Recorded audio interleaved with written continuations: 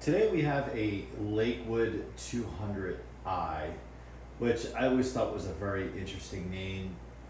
You know, we all know the first gen uh, P223, second gen, third gen, and the noticeable difference between the second gen and the third gen is shrinkage, right? Like the cabinet's getting a little slimmer, but they keep the same design. The blades are different. They're starting to kind of manufacture some of the materials out of them. And then along came this one.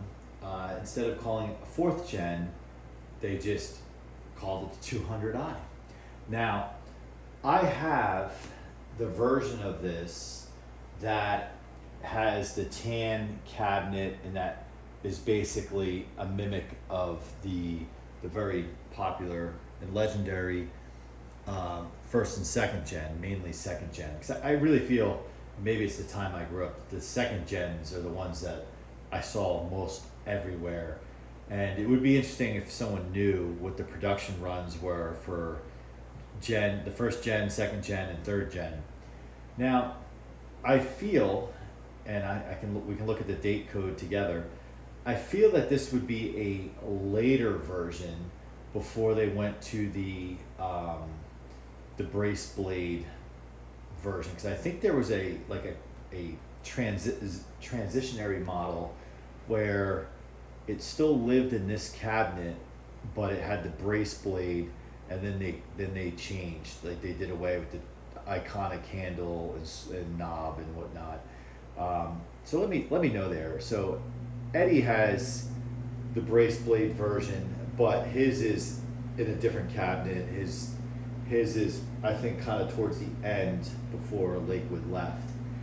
The other thing to point out is, so they switched the color to like this light gray, which is so interesting what fan manufacturers do, right? So like up until the 90s, Lasko had a square cabinet. You get into the 90s, like 93, 94, 95, they rounded out their cabinets, and they went to like this kind of like a darker version of this color. And I remember when that cabinet first came out in the 90s for Lasko, I was thinking, oh, are they trying to be Lakewood? And what's interesting is then Lakewood changes their colors, you know, going from the iconic beige to this gray. Not even the Kmart blue or anything like that, the robin's egg blue.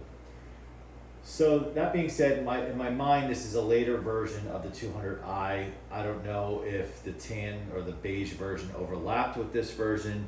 The motor is different on this than the previous gen. So we'll look at the date code information down here, as they say. Let's see. This one is stamped in there pretty good. Let's see. Lakewood Engineering, 120 volts, 200i. You all listed. Come on, give me a date code.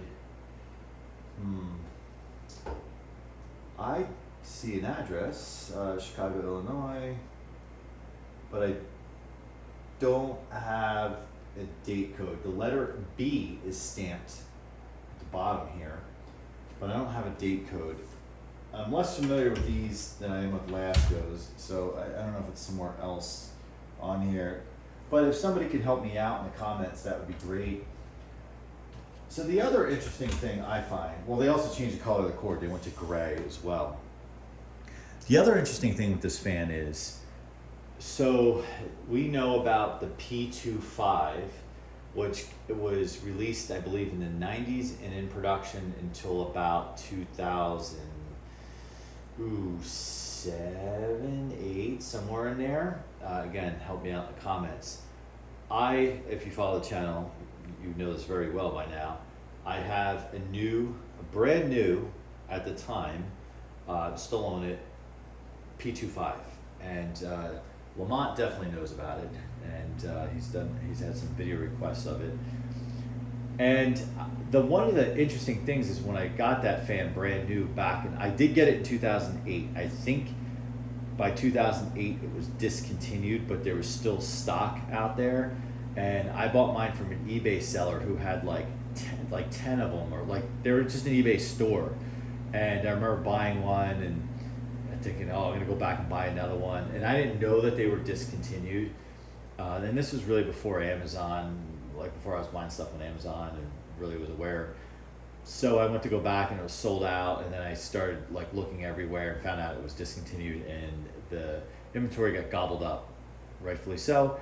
Since the time I bought mine, I have yet to see, whether it's on eBay, Marketplace, at a flea market, Goodwill, whatever you call it, I've yet to ever see one. I've only seen another on video. So as far as I know, the one that I have is the only one I've actually seen in real life. So an observation with that fan, and I'll do a comparison at some point. An observation with that fan is, I remember back in 2008 pulling it out of the box and being just wowed by it. It was basically the first time fan manufacturer, basically for the most part, reproduced something that they made 30 years before.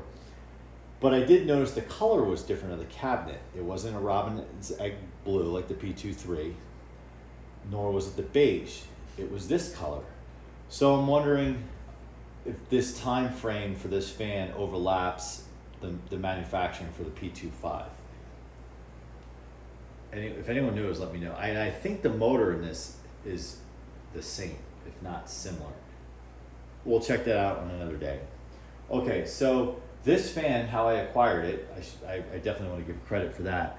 I grabbed this at the Pennsylvania fan meet in Allentown, Catasauqua area, Pennsylvania, in June 2025. And just a little plug for that is an annual meetup. And if you are interested, if you've heard about it and not sure, you have to go.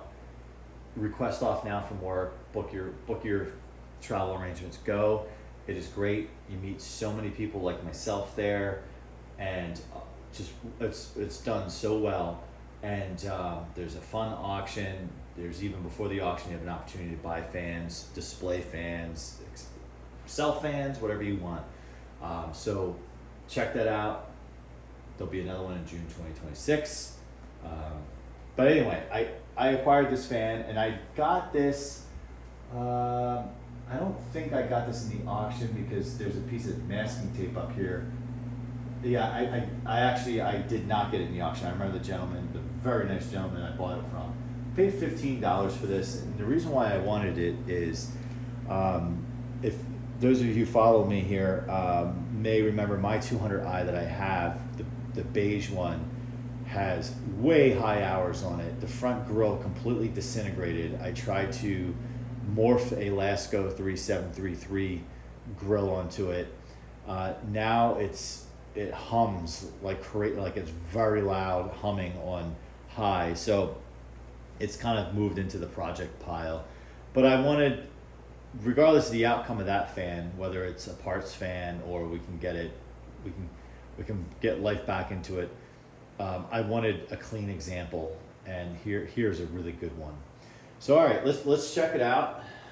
We'll check out the low speed here.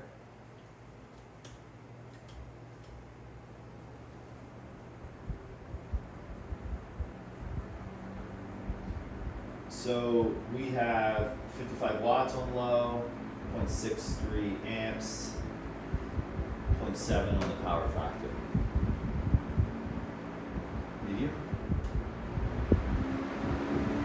0.72 power factor, 0.95 amps, 82 watts, 83 watts, 82 watts, call it 83.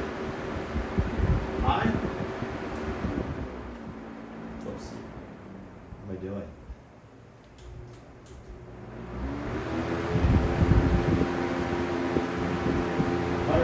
Watts, 2.1 amps, 0.7 power factor.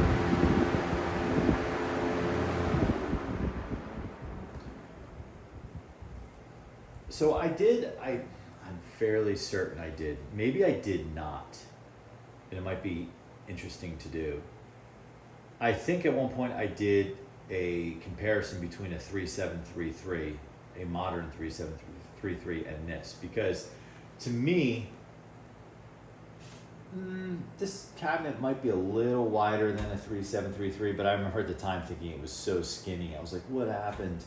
But just to tell you about the quality of materials, this fan is maybe 20 years old, and there's like the sheet metal, or however these cabinets are made, they are solid. Like, they are solid, just like the previous generations. Where those 3733s, you know, seriously, you walk down your hallway, moving it from room to room, and you accidentally tap the doorway with it, it's dinged. Like, you know, I take care of my stuff, and I'm like, why do I have dings on my fan? I had one 3733 that it vibrated so much, I had it in a doorway, and I went to go turn it off eventually. It like rattled itself, it like dented itself by vibrating so much into the door frame. But these were still made with relatively pretty good quality. So this one came with the feet, and the motor here, right? So I'm not an expert on motors. Lamont, Sammy, you guys are, and you can tell me. I see an oil port right there, which I'm glad that carried on. But I have to pull the P25 out because this motor looks so similar to the P25. And I know over the course of the production of P25, they use two different motors. I got the lesser of the desirable of the two. However, it's still an extremely desirable fan. Yeah, so here is what it looks like.